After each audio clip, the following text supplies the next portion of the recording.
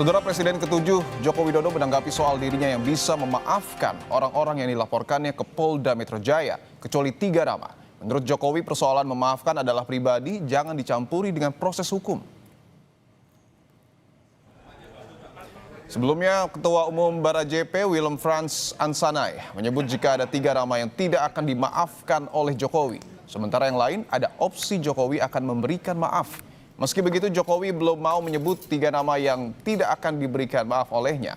Jokowi tegaskan soal pemberian maaf ini adalah persoalan pribadi dan tak bisa dikaitkan dengan proses hukum yang tengah berjalan. Mantan Wali Kota Solo ini juga bilang akan datang ke persidangan kasus ijazah dan menunjukkan ijazahnya mulai dari sekolah dasar hingga sarjana.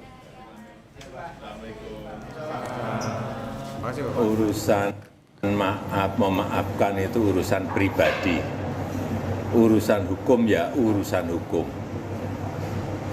Prosesnya biar berjalan apa adanya.